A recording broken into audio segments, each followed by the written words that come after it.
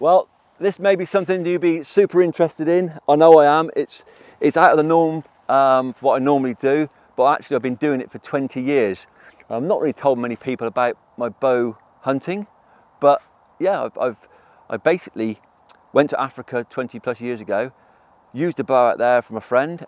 I thought, wow, how accurate, amazing experience up close. And I come back, literally went to Vegas on another trip, and I bought one over there, shipped it back, went to a bow shop out there, they fitted me out, come back and ordered some targets off the internet and just practiced. Got a recurve bow as well, practiced, get muscle memory and practice again. And then luckily I found a really good shop down the road from me. And I went there, he basically changed the pull, the draw weight, the pull weight, he changed the arrows, got me set up, he had a 3D range, and yeah, that was me. I was accurate and into it. And luckily, Sergio, my main friend, has asked me to go out to Portugal to go after red stags in the rut and possibly the fallow bucks. They're sort of like red stags are just slowing down, and the fallow bucks are just picking up. So he's got guys out there with bows at the moment, self-guided hunting with bows in the eucalyptus. Have you seen on the films? It's wild country. So heading out there actually in 10 days time, so it's pretty quick. Okay, right, 10, 20, 30, 40 meters. Let's give it a go. Okay, 10 meters. Okay, back to 20. Pull that one a bit. Okay, back to 30. Back to 40. Here we go. Pressure shot now. Try to put a bit of pressure on myself, because good to put a bit of pressure on yourself when you're got the pressure shot. You only get one chance. And yeah. Okay, here we go. Big pressure shot. 40 meters. Well, that's all right. Yeah, that last one was a good shot. Oh, very good. Yeah. Wow. Pleased with that. So that was the second shot. That one was.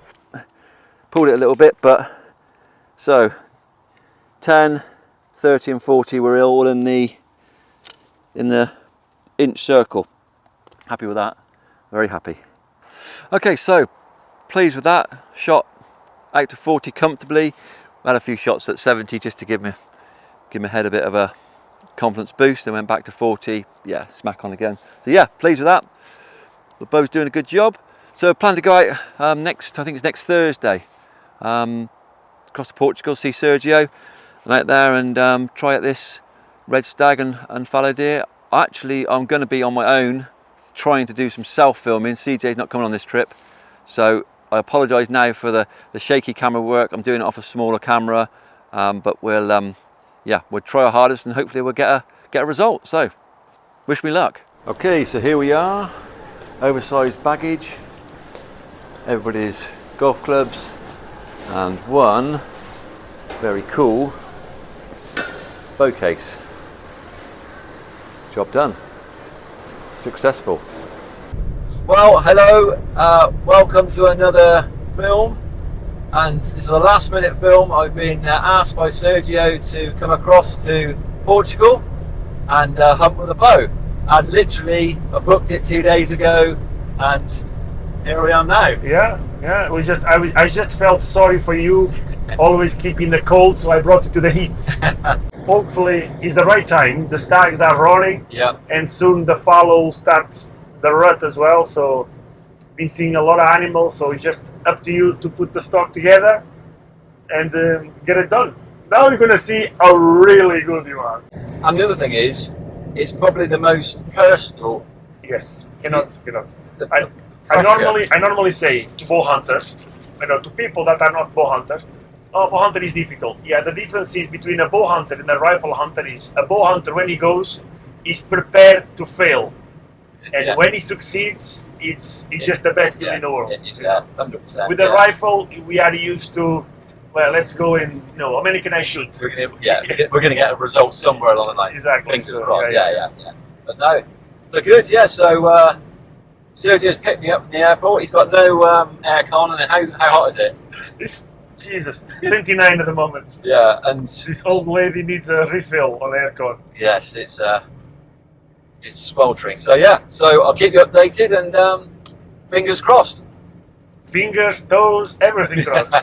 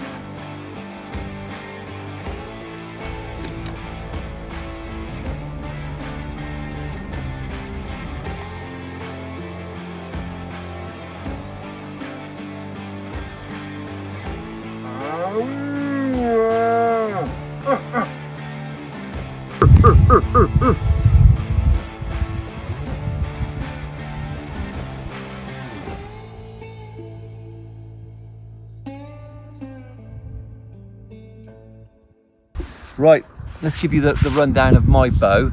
Like I say, I had this bow for 22 years, I think. So I went to Africa, tried a bow over there. That was an £80 bow. It was hard to pull.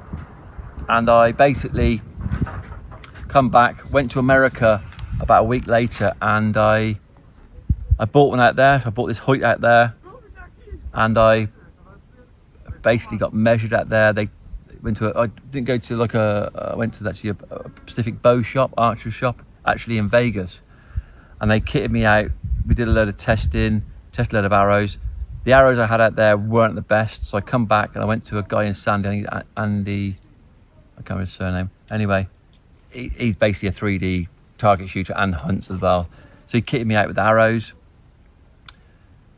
and yeah, we got the shot cam on the stabilizer. So hopefully, if we get a bit of action, we will get it on the shot cam. And obviously, 7 deadly pins, these bad boys, which, you know, I'm shooting out to 70, happy to 50, 40 is good, 30 is bang on, 20 ideal, 10 hallelujah. So that's how it works with me with bows. Closer, up close and personal is the best way. And then there's always a big debate on broadheads. Hey, you know, I've used them all. German kinetics is amazing. A fixed blade is amazing. I've actually got mechanical here. I've got some Rage. I think they're crimson tips, I think they are. And I like them. Well, I like them actually is because they're great in wind. People talk about getting longer fletches and everything else. When you shoot a bow, I mean, coming out here to this week, you know, I've been asked to come out and shoot. Obviously, I've been practicing with a bow. That's not an issue. But I can pick my bow up, grab my arrows. I know what I can shoot. I know I'm roughly zeroed, and I haven't got to think about it, which I think, whether it's shotgun shooting, rifle shooting, or bow hunting, it is basically pick it up, do it without thinking. As soon as you got to start thinking about stuff, that's when it's like you can get like variations on your bullseye. That's my own personal opinion anyway. Like I say, I got these Rage mechanicals. Some people say they fail. You know, when they're hitting hard bone, yes, they do bend, twist, snap, because the speed of the arrow, and they're hitting hard tissue. So you know you're going to get variation. But you know, I've had some good success. One thing I'll say they're great with is when you're travelling, they're easy to zero when you get to the other end. Broadhead fixed blade, I find sometimes they're a bit, the bigger ones especially, they're a bit wind affected, and if you're doing a 40-yard, 50-yard shot in Portugal where it is windy compared to Africa, I think something with less drag on the front, keeping the same fletch you normally use, work. Anyway, that's what works for me. Everybody's got their own opinion. I totally appreciate that, but this has worked for me. It's worked for me at 20 plus years, and I haven't changed it. Same, I haven't got it on me, the trigger mechanism. I still got one that goes around my wrist, and it's on my finger. I'm a punch and pull. That's how I shoot. It works well for me. I don't hold very long on the target. That's how I shoot my rifles as well. It works. So anyway, hope you've been interested in a little bit of different hunting. Fingers crossed we get a result before I leave, and if I don't, then well, until next time.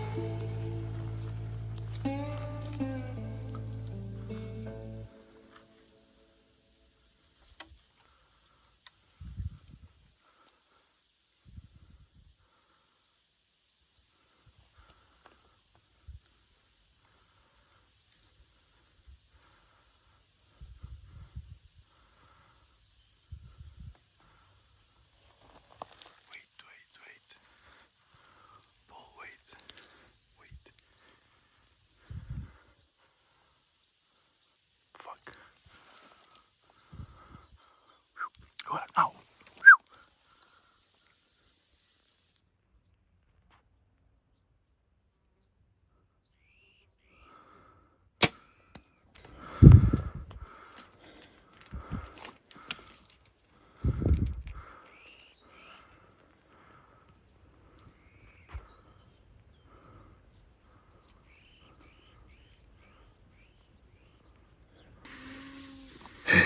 Exhilarating.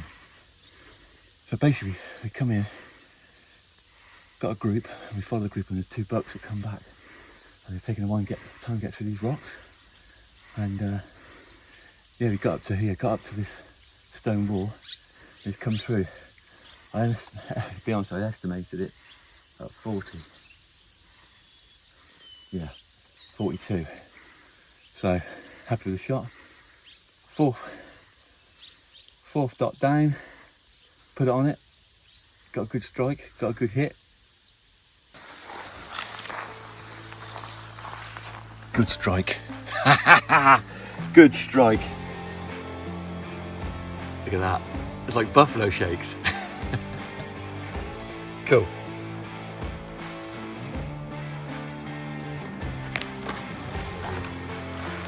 Good solid blood trail straight away. Through here. Lost his foot in here, went over here, big blood down here, and then a loop back round. Cool.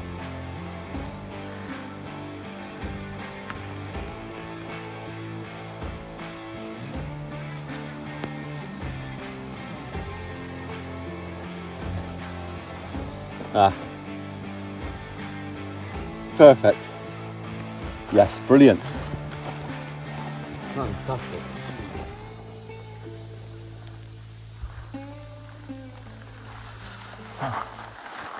Cool. Right way through.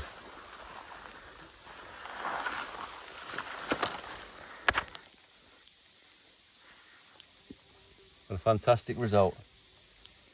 Fallow buck with a bow on a beautiful morning. Thank you. That was exhilarating. What a result. Right, Sergio, what a morning, eh? I'm still sweating now, been chasing deer. I cannot say the same. Well, that was a good morning, wasn't it, eh? Yeah, it was good, yeah. Good result. We went after the fallow deer and we got a fallow deer. Yes, at least Tiago knew where they were. Yeah, More or less. Yeah, and we got in there and the bow did the job. It done, actually very impressive. And the entry wound and the exit wound actually managed to broke both legs. I know. Yeah. Yeah, amazing how he went off. I knew it was a good strike when it hit, but I was focused so much on the arrow, I thought I see the arrow go out, and I'd see the arrow, the white of the arrow moving as he went away. So you took it with him. Yeah. And yeah. You never run what? 30 meters? Yeah, 30 meters up, stumbled once, went over top the ridge. Yeah, and then job done. Job done. So yeah. Well done. 2 days, came to Portugal. I know. With a bow, it's not easy with a rifle, but with a bow it's a bit more challenging. Unbelievable. It's 42 meters. Yeah. Anyway, I never hunted with a bow myself, but hunting with a bow is different. Yeah. You stop being picky first. Yeah, definitely. Yeah. Yeah. You stop being picky, and you just have to be more in tune with what you do, you know? Yeah, definitely. Yeah, everything. Yeah. It's all so sort of like everything's so sensitive, getting stuff in, and then obviously, like I said on film, has the same amount of adrenaline dump, not quite as much as the buffalo. Okay. Yeah, fair enough. Because it was sort of like so like intense, and the pressure's on. We went for the red stag to start with. Yeah. And we had a lot of roaring action and interaction with that, and then we went for the boar. Try the boar, yeah. And see one this morning, a big massive one this morning. Yeah, that was a monster, wasn't he? Yeah, it was just inside the car. That was no good. But he was just there for the taking. Yeah.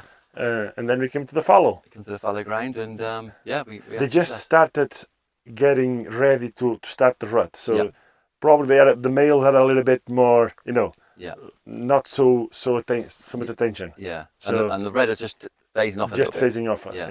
We heard roaring today. Yeah. But the fallow. The problem with the fallow is you tend to find them in bigger groups, so more eyes to see. Yeah. To spot you. But you did a good job. Tell you what, you did a good job. The news operation, you got obviously the stuff in Scotland. I keep going through all your stuff you do. You keep coming up with new ideas and great stuff. So, but now you're putting a bit more effort into bow hunting, expanding the bow hunting side. Yeah, I thought we just thought about the self-hunting bow hunt. You met the other guys. They are somewhere far away, deep in the jungle. Well, the Portuguese jungle anyway. So the idea is to 5 days they are on their own. We give them the map where they can stay. They have about 400 hectares to hunt on. And they are on their own, right? So any help we are close by. But the idea is, and I think the hunters, they like that. Yeah. The true bow hunters, that's the challenge between them and the terrain, which is not easy. Yeah. The heat and the animal. Yeah. And this year is the year that we have a few more people, and I think we have are on a good path to make it bigger and better. Yeah. Well, I can honestly say, hunting out here on the Monterias and experience. I've seen the ground. I see how hard it is before.